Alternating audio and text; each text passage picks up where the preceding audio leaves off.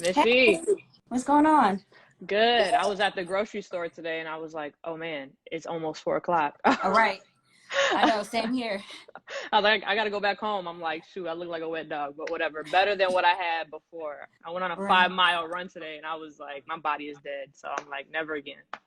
Girl, Never what's going again. on? I'm kicking it. You got that good light over there. See, I needed to get Girl, tips from you.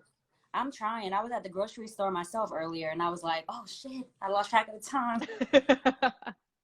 Yeah, I spent like $300 at the grocery store. I was like, maybe this is like meant for Organic? like, no, girl. Oh, I just don't know how to shop. oh man. Oh.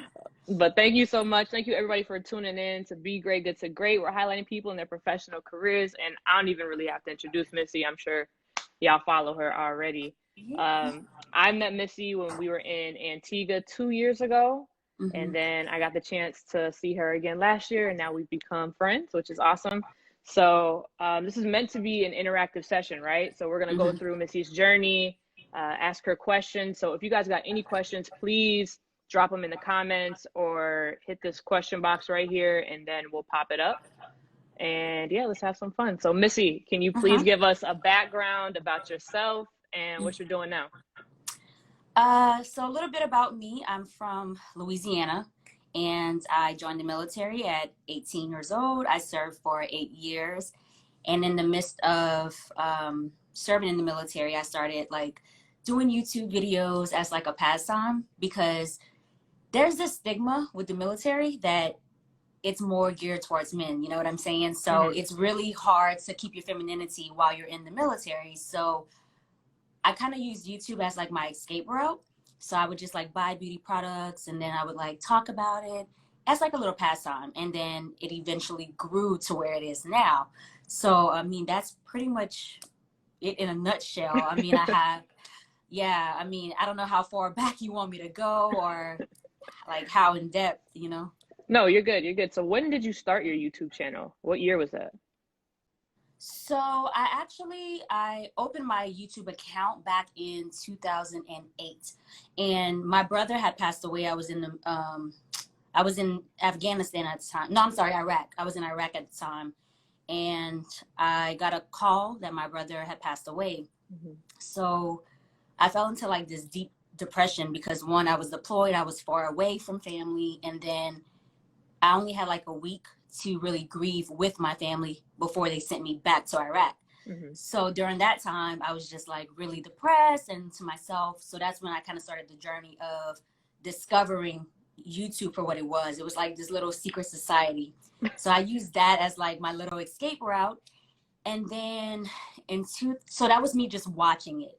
And then in 2011, I was like, oh, I could do this. You know, I can talk about these beauty products and whatnot. So I made my first video and I kept going ever since. But consistently, it's been since 2012. Okay. Mm-hmm. Did you know other people already on YouTube? I'm trying to think in 2012. YouTube wasn't like everybody like wasn't even making videos, I don't think at that time. I think like YouTube was being used every now and then. Yeah, it wasn't, honestly, it wasn't that popular. Like, well, not as popular as it is now. In the beauty community, I had like a few friends that actually did it that I met through YouTube, but it wasn't anything like how it is now. Back then, it was Nitra B, Jackie Aina, You Love Megs, Latoya Forever. But whenever I started watching back in like 2008, it was far few in between, like of makeup influencers. It was probably like a handful of like maybe 10 people that I could So, actually watch at the time. and it was more so like you said, right? Like an outlet, right? So another thing for you. Hmm. So at the beginning, you weren't like, oh my God, I'm gonna be a millionaire. I'm gonna make all this money and I be didn't like, even know, like the first year of me uploading, I didn't even know that you can monetize. So wow. my friend, I was in LA with my friend Megan, and she was talking about Google AdSense and monetizing, and I was like, "Wait, you can make money from YouTube?" And she was like, "Yeah, girl, like you don't check the little money sign box because back then the layout was like completely different." Hmm. And I'm like, "Yeah, I mean, I hit the little like money sign, but I didn't know anything about it. I like even now, I still don't know like the entire back end, like its full capability as far as like the analytics and things like that. I educate myself, but back then I had no idea. So by the time I actually got into my AdSense account, I had made like $1,000, and I was like, yo, I had no idea that it even existed. I was just hitting the little money sign, you know. I didn't know what it meant. and now, like, to see it be so popular, for various reasons, it's mind-blowing, like how it's like blown up over the years, you know. And it's like different genres, different niches. It's kind of crazy to like witness it one way, and then the evolution, and it starts to grow, and then it's like here now, you know. Right. So how did you even like grow followers? Were you just posting videos ever so often? You were like, oh, this is this beauty product and this is how it is. And like, you know, now you're like, oh my God, I got like a couple 100,000 like followers or subscribers. Like what? Yeah, like so for me at first, I wasn't really paying attention to the numbers. I was just more so kind of focusing on what was like popular or trending at the time. So like back then it was like MAC new makeup collection releases. And so I knew that people would go and like look for the product and then like look for reviews. So I was more so kind of focusing on just trying to create content to where people were actually watching versus like subscribing. And then it was like people started doing giveaways to gain more followers. And then I was just like, okay, so maybe I should start doing that too, having like little giveaways. And so eventually with like uploading consistently, recording videos that was popular and trending at the time, and then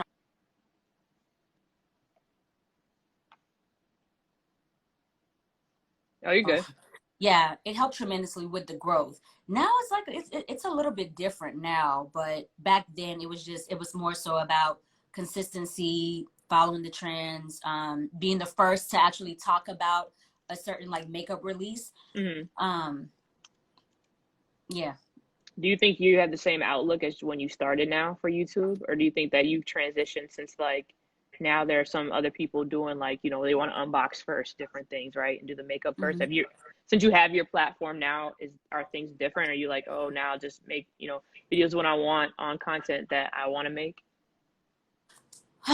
It's a tricky situation because I feel like now you have to have like a great balance between producing content that your viewers want to see and then producing content that feels right to you.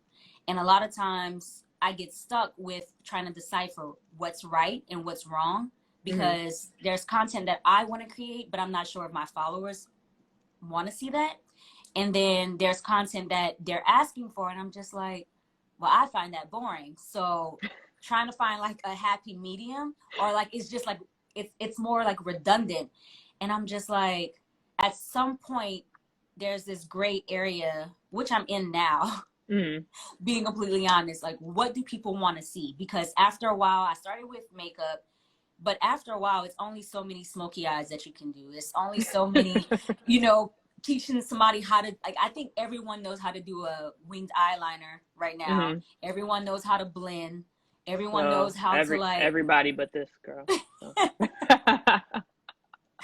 Yeah, so I don't know. It's just it's one of those things where like you have to keep evolving, you know, and staying fresh, producing great quality content, and just kind of being on top of all the trends and everything that's pretty much popping at the moment. I love that.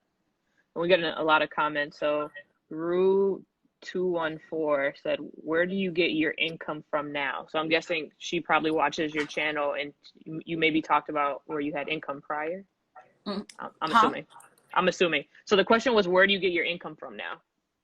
So YouTube is my full-time job. I am also a veteran, a disabled veteran. So the military pays me for the rest of my life as well. But my income comes from brand endorsements, sponsorships, and YouTube itself. And do you have to seek out for like those, or do brands come to you? Brands come to me. I have started being a little bit more comfortable with pitching myself to brands. Back back in the day, it was taboo. Like you would get blacklisted if you were emailing brands and begging and asking for product or asking for like partnerships and collaborations. I actually met this one girl at an event, and we were talking about just trying to grow and becoming like an influencer where you have multiple different brand endorsements and figuring out the right way to go about pitching yourself and being seen. And she was actually interning at the time, and she was just like, well, I'm glad that you're not doing that, because I was just in a meeting where they were talking about like blacklisting influencers for that. But I mean, that was like 5-6 years ago. Now I feel like it's much easier to pitch yourself to a brand, to get on their radar, because everyone's pretty much doing the same thing now. Like, in a sense, everyone has their own spin on creativity, but everyone's pretty much doing something that someone else is doing, in a sense. So like, even if you're doing real estate, other people are doing real estate. If you're doing makeup, someone else is doing makeup. So you have to figure out a way to stand out and to also get on their radar. Got it. And so a lot of people too, right, like to use the word influencer. I feel like I see that all the time. How would you even define somebody like who is an influencer? What do you even think that is, right? Is that just like someone who has like a big following in like a certain niche area? No, I don't honestly, I really don't associate the two, in a sense, because I feel like you can be well known on social media, but you actually have to have an influence to actually encourage people, or like someone wants to buy something that you're talking about just by you talking about it, and you have an organic relationship with your followers. I feel like a lot of times it's misconstrued by numbers. You can have a large following and not be able to sell one piece of product, you know what I mean? And then also being able to motivate. I feel like motivating your followers and having influence kind of mesh, in a sense, because people will organically come to you or to me and say, well, you know what, Missy said this, so it must be right. Or I trust her judgment. I trust what she's saying. Brittany must know what she's talking about, so I'm gonna go in this direction. So I feel like that's more of what an influencer means to me. Just basically having an audience that personally like relies on your opinion and your judgment, will follow anything that you have to offer. Got it. Yeah, I feel like a lot of times these days there's a lot of people call themselves influencers and gurus and stuff, and I think maybe that could be like a follow play or something else, right? And I'm always like, okay, what's the difference between someone putting just influencer in general and then just like you, right? Beauty influencer, or someone's like a real estate influencer, right? Right. And I guess that's true, right? You got to have some type of influence on people. Right, exactly. To even be that. The Mandy Candy said, Missy and I think it's Nitra B are my OGs. I'm guessing that's somebody else that was back in the day. That's my girl. Armania Couture said, Missy Lynn, you are everything to me, and I can't wait to meet you one day. And then she said, yeah, that was sweet. She said, do you use any products that are behind you? Yes, so I actually just decluttered and reorganized my makeup collection. I got rid of like close to $20,000 worth of makeup, just from like PR and stuff that I actually purchased. And I was like separating them by groups. And I was just like going through and like, okay, I know that this costs this much and I have multiple of this particular item. So I was like close to like $20,000 or a little bit over. These products are products that I keep for usage, like backups and of things that like I actually have at my desk right now for my everyday wear, and then most of it are backups. I only kept, go ahead. No, I only kept the products that I knew that I would actually use.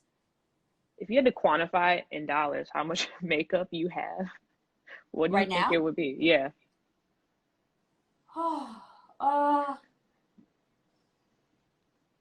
Probably over 10,000. That's wild. Yeah, probably over 10,000, because like some of the pieces that I have, like eyeshadow palettes and stuff, they range between like $30 to like $50. Foundation is about $40, $50. So I have a whole collection of like just eyeshadow palettes itself that can ease, honestly, to be honest with y'all, I don't know, let me see. Like just this Wow. alone are palettes that I actually kept. And these palettes here are like Anastasia, which is pretty expensive. And then you have the Huda Beauty and then some other palettes here. But this is just like the eyeshadow palettes alone. And then just with like lipsticks, You have a store, Missy. That's a store. I definitely downsized for sure.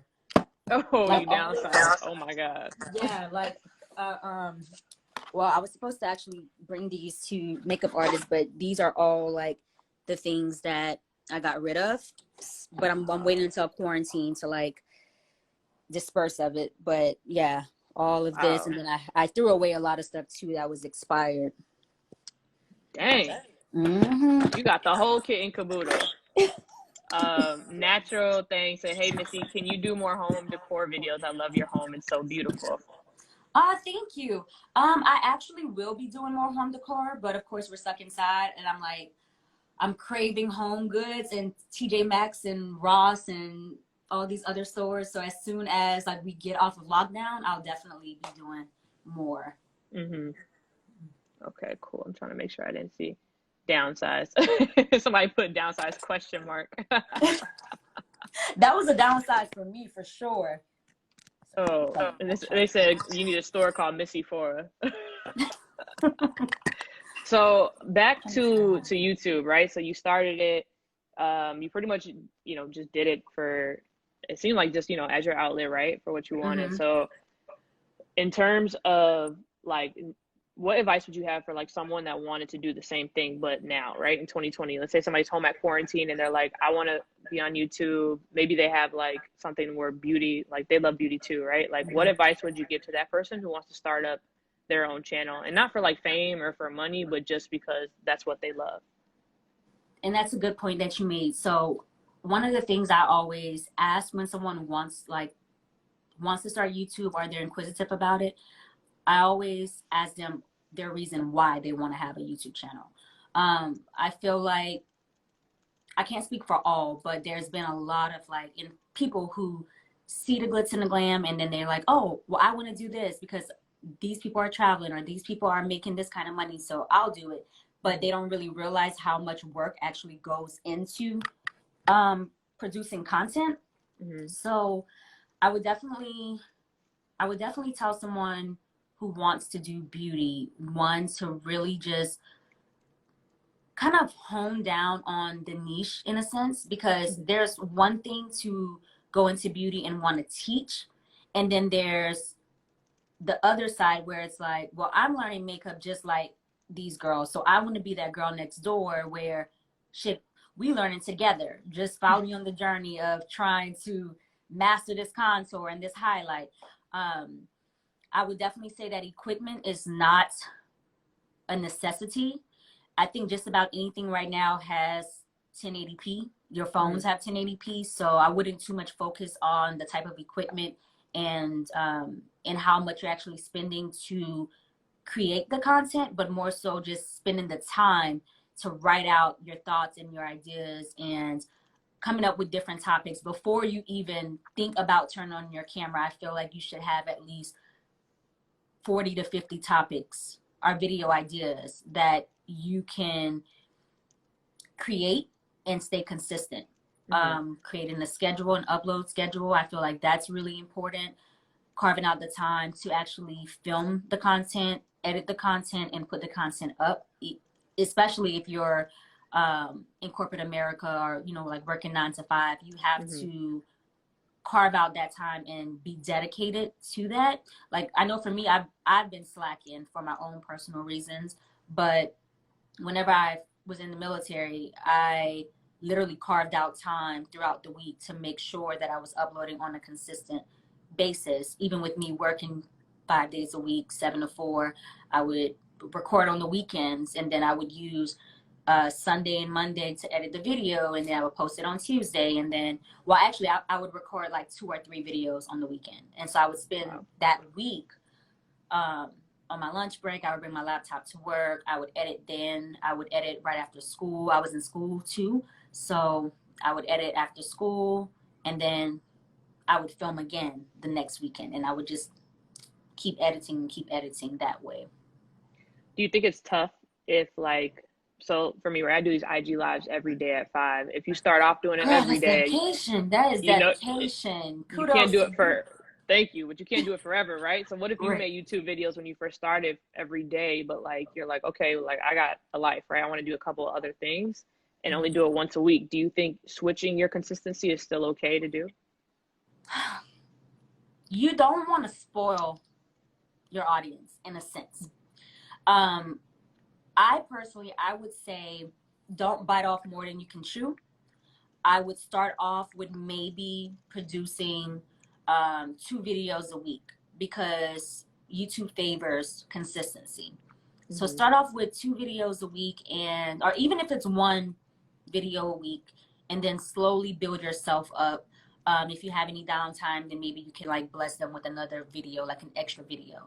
But to go from filming every single day or filming 4 times a week and then dropping to once a week and then dropping to maybe once a month, it hurts. It hurts your status on YouTube. Oh, because pretty much they have metrics. Yeah, the metrics, and then also your followers, like they get tired of inconsistency. I know my followers, they be cussing me out like, girl, like, where's the video? Where your ass at? And I'm just like, I'm coming. I'm coming. I guess that's true though. Consistency is a thing. Oh, somebody commented, you can have this bottle. It's great. It collapses too, which is pretty dope. Yeah. Although when I ran today, it opened and spilled all over my back and it was embarrassing. Ooh. But oh well. I'm sorry if I'm kind of crooked. I have my charger. Oh, you good? You good. There's some other questions too, but I have questions that I want to go on top of what you're saying now, right? With metrics and being consistent, do you think it's also tough for people to grow their following in a world where like there's so many people that are starting to get on YouTube now, especially during quarantine?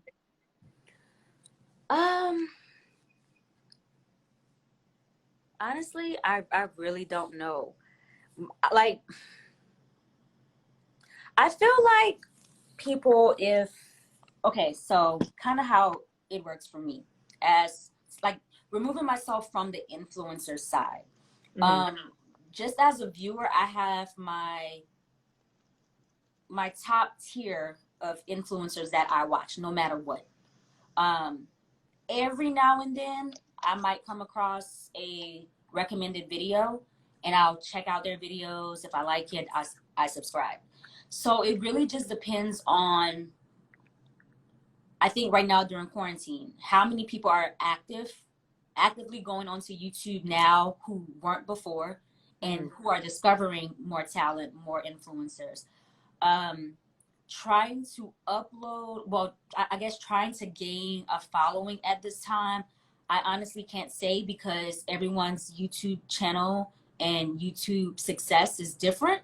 Mm-hmm. You can start filming today and literally go viral. Like, I don't know if you've seen that one girl who she went viral after she had like a snake in a van, like she was living in her van, and it was her very first upload. It was her very first upload, and she literally hit 1 million subscribers. I want to say, don't quote me, but I want to say within a week. If it wasn't a week, it was a month. But I'm more than sure that it was a week. But right now, it would just really take something viral to go up. Mm-hmm. Sorry, y'all. It would take something viral to, I guess, kind of put you in the forefront, or something that people are really, really, really interested in order for YouTube to like recommend that particular video to start gaining a following.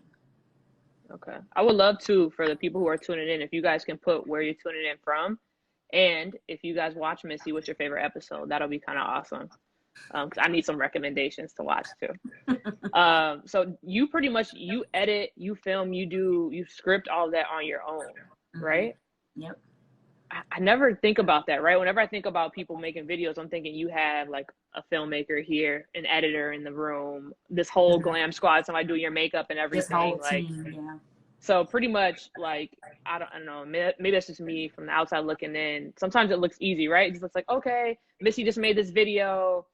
Maybe it's an hour-long video. It probably took you maybe an hour to film it, and then you uploaded it, right? Mm-hmm. How much time does it take to make these videos and like even like think about it and then put it on, you know, write it down? I don't know if you create like a shot sheet or whatever, but like I'm sure it seems like it would be easy from the outside looking in, but then creating the video and doing it, I'm sure is like super tough.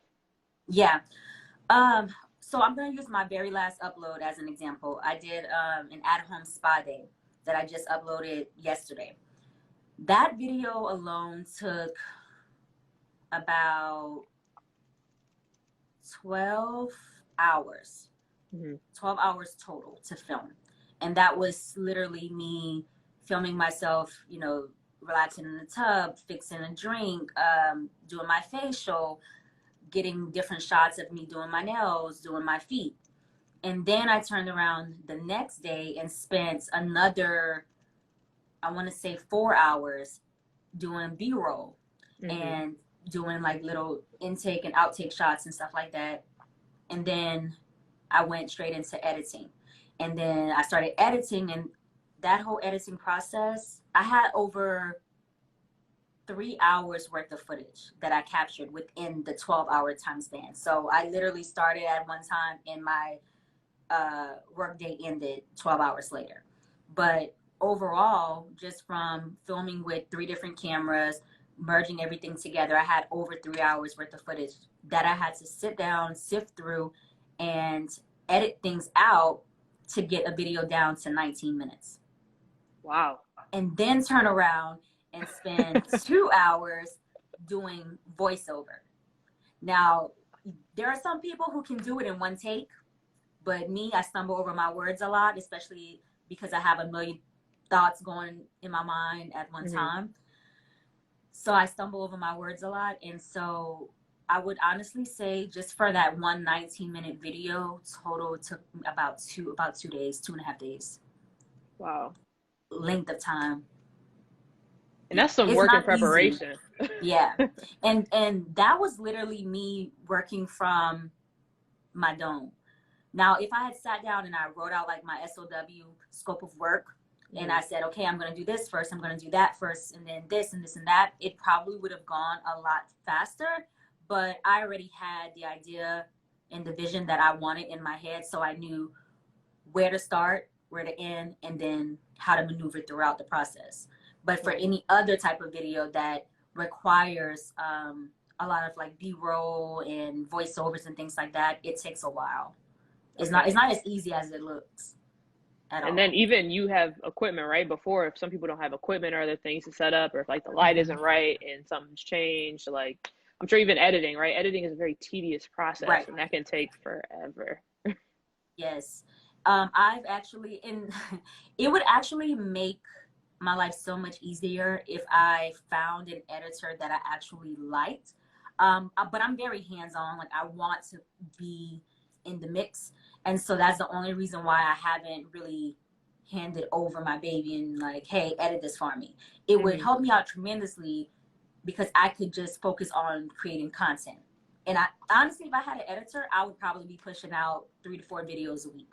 If y'all know a bomb editor, right, give it to Missy. Seriously. It would definitely make me more productive. It's just the editing process and trying to carve out that time to actually sit down and edit. It's a whole thing. Just trying to film a video alone, you have to, well, I know for me, I spend like an hour getting ready, sometimes 2 hours.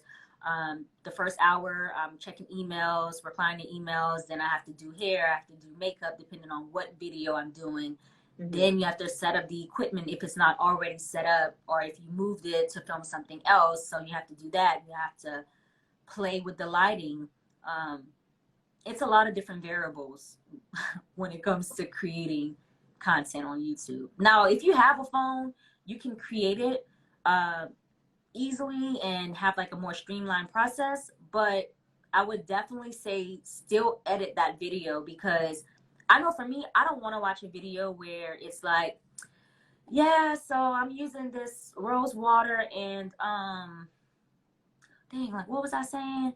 And you know, I don't want to see that.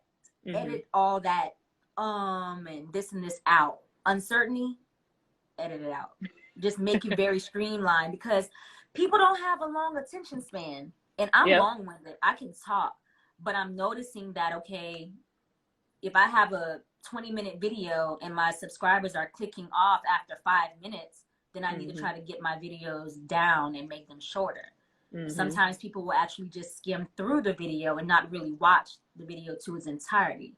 So that's where it gets tricky, because you spend so much time creating content, and then like you go and you check the metrics, and then they only watch 5 minutes out of a 25-minute video or a 20-minute video. So it's like, well, damn, like I didn't have to make it as long as I did, but you know.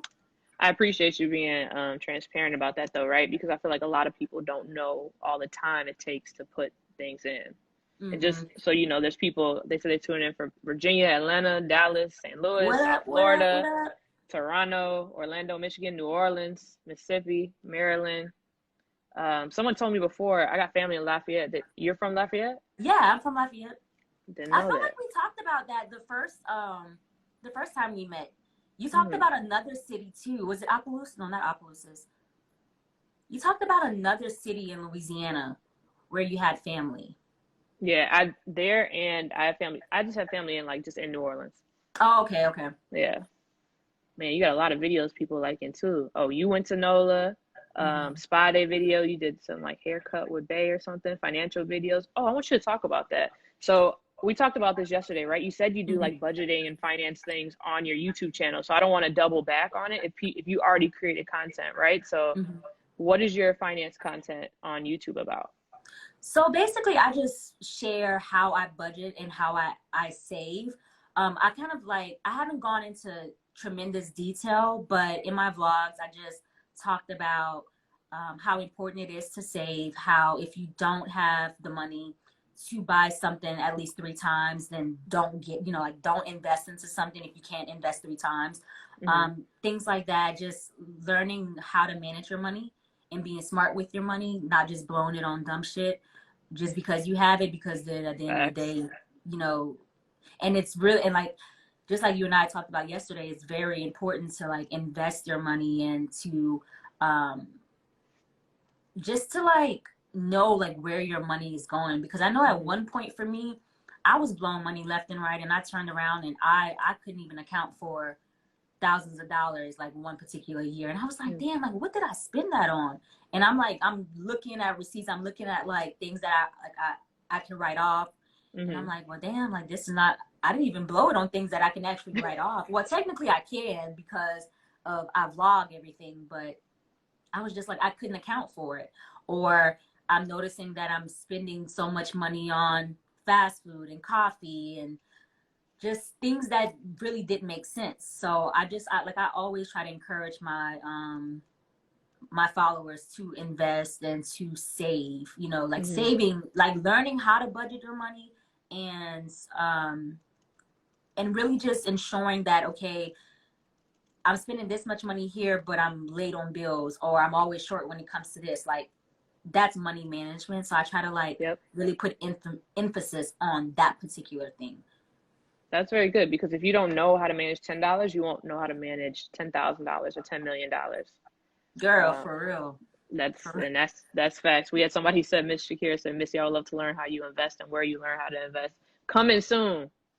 Coming soon. Videos coming soon.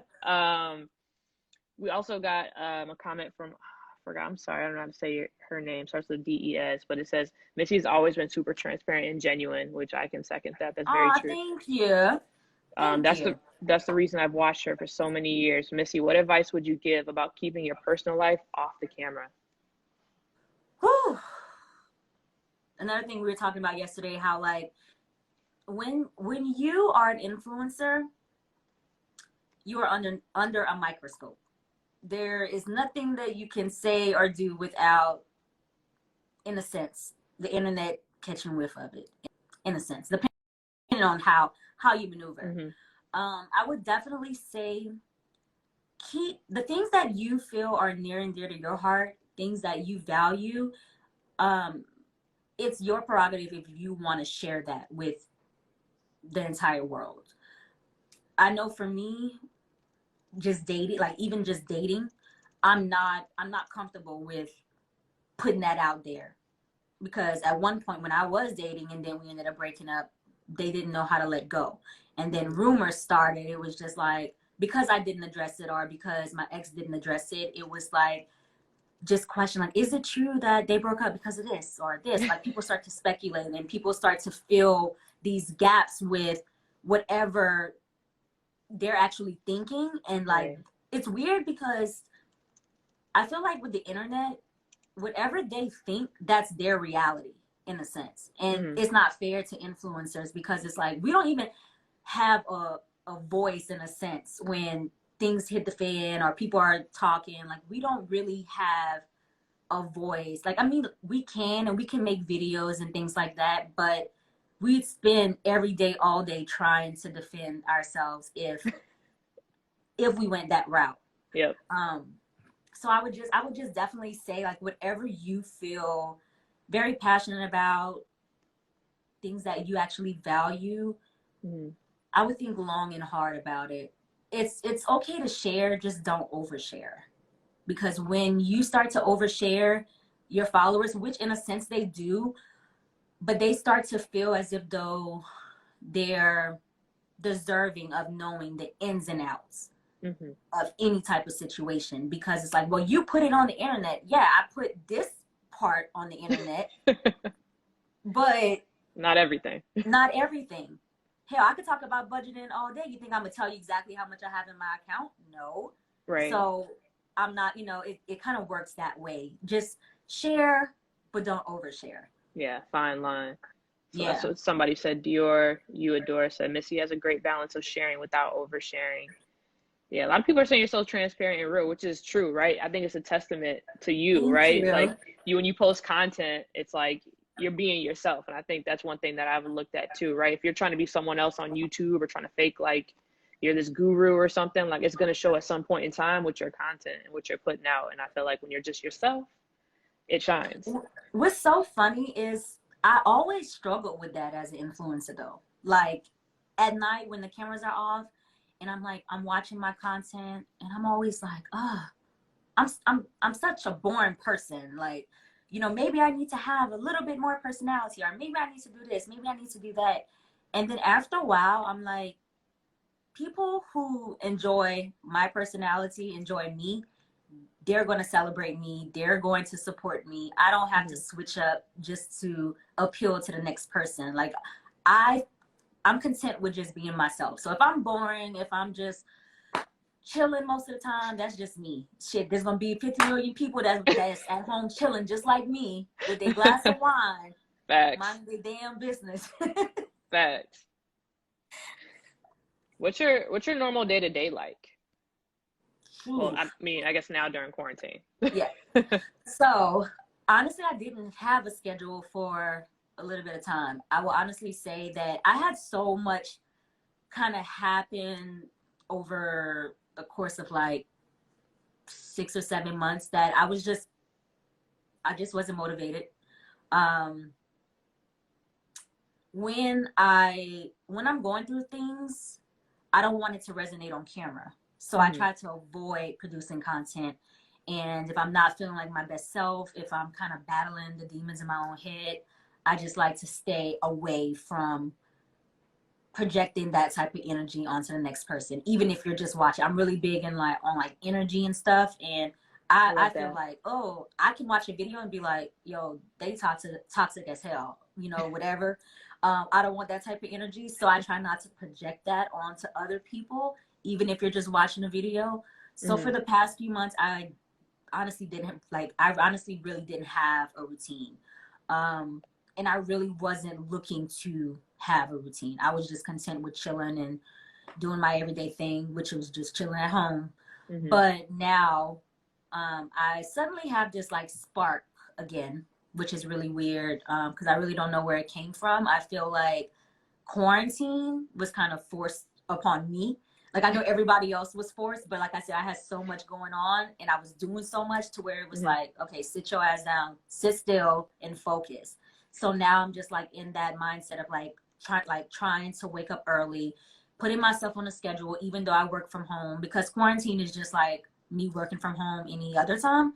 But now we're forced to actually stay in and can't go anywhere. But I'm trying to stay disciplined and create a schedule as if though I'm going to the office every day, clocking in from 8 to 4, 8 to 5. I need to find some type of schedule that actually works for me, because it's really hard to lose motivation and not feel inspired and not feel creative when you're working from home.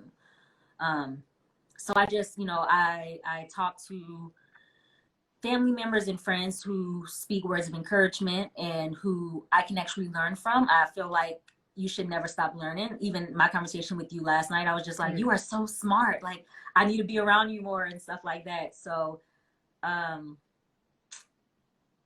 wake up, answer emails, go get packages, eat lunch.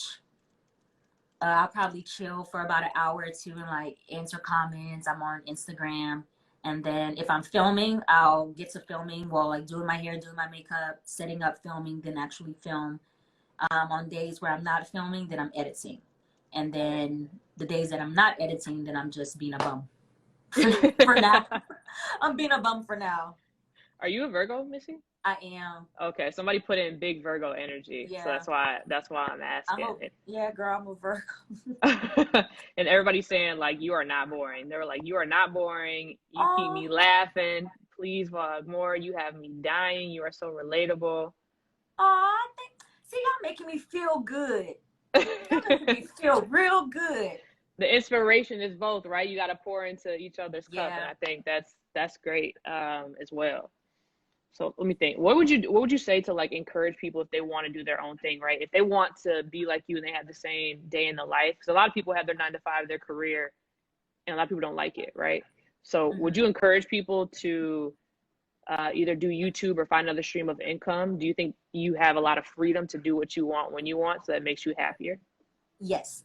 I honestly, I can't picture myself going back to 9 to 5. Like I've been on my own and having the flexibility that I have for the past 5 years now. So I would definitely say that if someone is looking to, I guess, be an entrepreneur and kind of do their own thing. So your question is basically how to. It could be how or like, would you encourage it? I definitely would. However, some people are entrepreneurs and some people actually like working for someone else. And I feel like sometimes it can be misconstrued because there's like, oh, I want to do this because everyone else has the flexibility, but then you might get into that environment and realize like I have no structure at all, and it's really hard. Right. So I do better working for someone. Whereas, if you really feel like you can be a leader and you can march to the beat of your own drum and literally just invest and emotionally, time, money, using your time wisely, time management, I would definitely say do it, because having the flexibility to do whatever, whenever, it's so much more rewarding in the end to me, rather than coming home from work every day, pissed off at a coworker, or waking up every day dreading having to go to work. And that was me in the military for like the last 2 years. I left after 8 years. I could have left at 6 years, but I was really scared of change because the military was all that I knew at that particular time in my life. And I had been setting myself up to leave the military, but I wasn't comfortable with that decision. And so I just kept, like, all of my friends were like, what are you doing? Like, why are you still here? Follow your dreams, go do this, go do that. And I'm like, nah, it's not right. Something in my gut is not sitting right.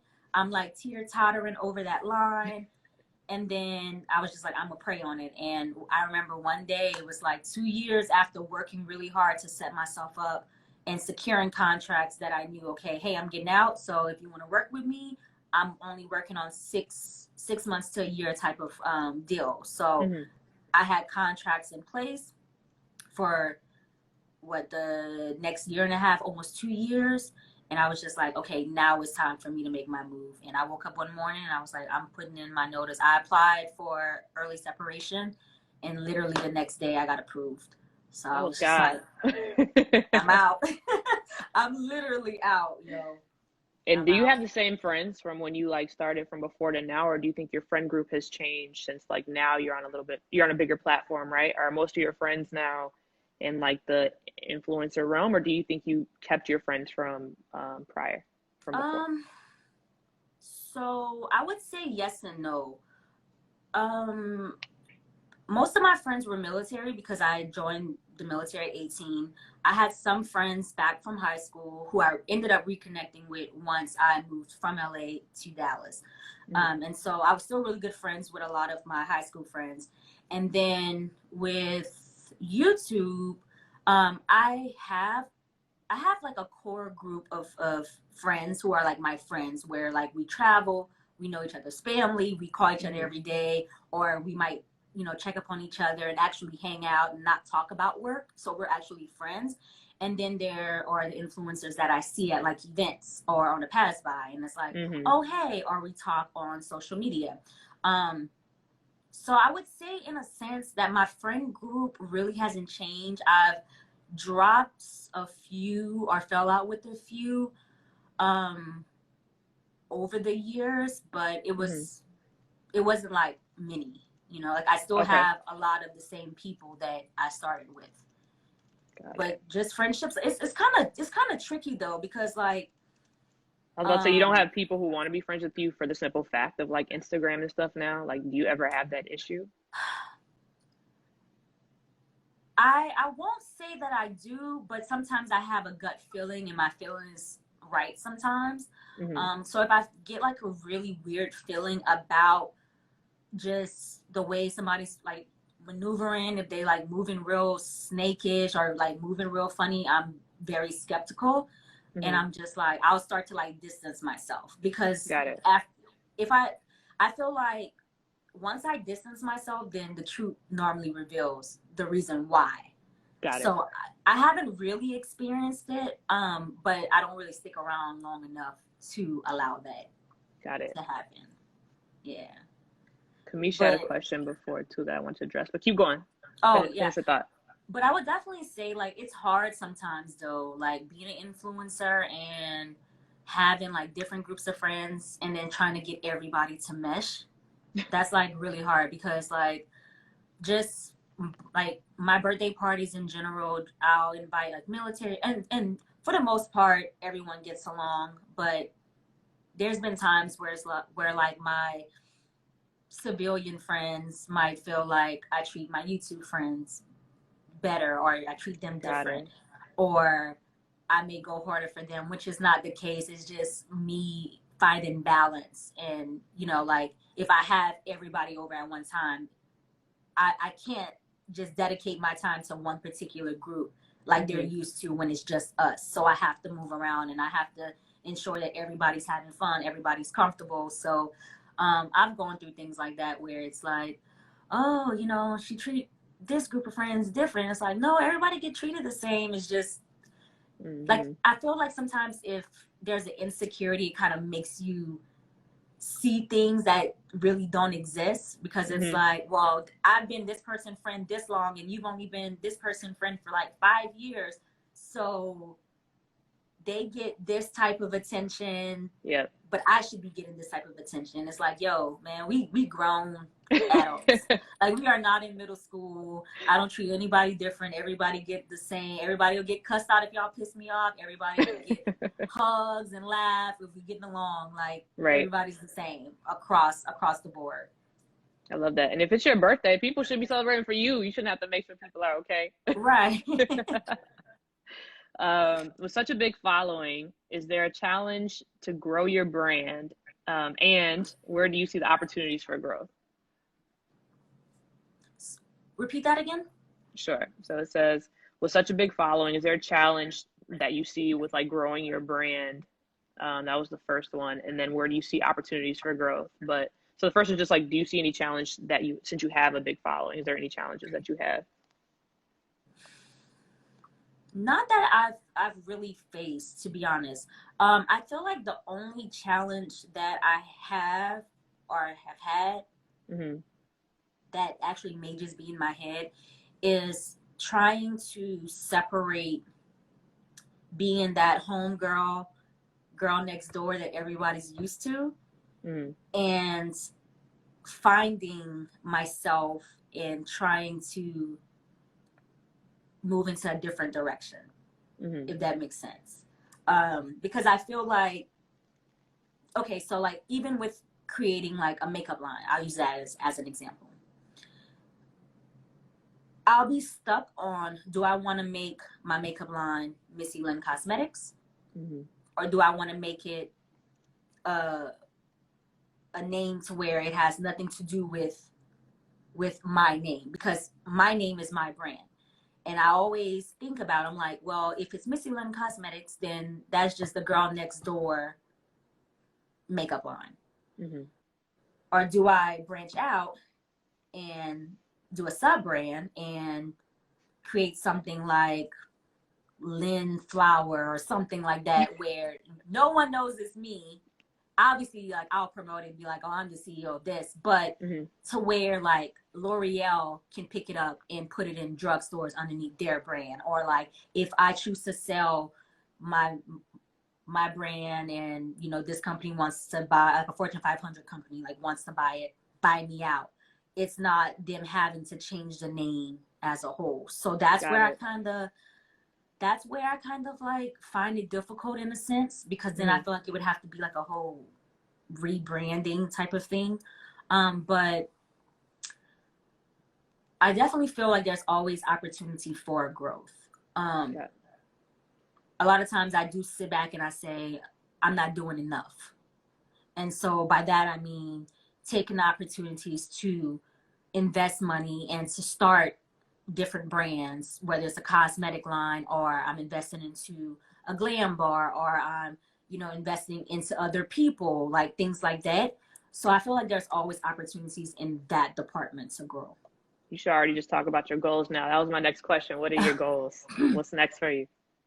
So my goal, definitely I want my full-fledged makeup line. If you guys didn't know, I had a collaboration makeup line that I actually posted on my story today, ironically. But I really want my own cosmetic line, and I was really, really, really close to accomplishing that. But I had to put my family first at that particular time, and so I had to move and focus on them. And then a beauty bar, and then I definitely want to invest into real estate. So I want to have a bunch of different investment properties, and then just literally have residual income coming in from all different types of ways. And then you're gonna see us on the yacht. Yes, girl, on a yacht. I'm telling you, It's gonna be the Missy Lynn. me and somebody's son. So do you have any mentors, or do you have people that you that you mentor on YouTube? No, I don't. I don't mentor. And I've been thinking about it. I'm just like really bad at communication right now. And I'm really trying to break out of that. Okay. And same for me, you know, having a mentor. I've always thought about it. I had mentors in the military, but even in like the beauty industry, I've always thought about like having a mentor. And I've talked to a few people who, you know, said, oh, if you're interested in doing a cosmetic line, I'll sit down and talk to you about it. And then there are some people that I haven't asked, but they're just too busy at that particular time to even Got it. devote time, you know, to do that. So I don't have a mentor at this very moment, but I definitely do. I'm not opposed to it. And then later on, I definitely want to start mentoring. Mandy said, Missy keeps shining. Someone else said, I love how you put your family first. Thank you for never changing. Oh, thank you Yep. guys. So I like to round out these lives, right, by saying like who's being great in your life. So this is somebody in like your immediate circle who's being great that you see, who's either pushing you, influencing you, or just like holding it down. Honestly, my whole circle. Honestly, shoot, my friend Bree, she's been working really hard. She just snagged a few brand deals, and she wasn't even really trying to be an influencer, so I'm really proud of her for that. My friend Brittany, she is an influencer as well, and she's just really putting a lot of time and effort into her passion, which is makeup as well as fitness. And so she's been working really hard during quarantine, so she's been inspiring me. Even if I may not be commenting on every photo, I definitely ensure to like it, and is definitely motivating me behind the scene. Wendell, he wakes up every single day and goes to work, busts his ass.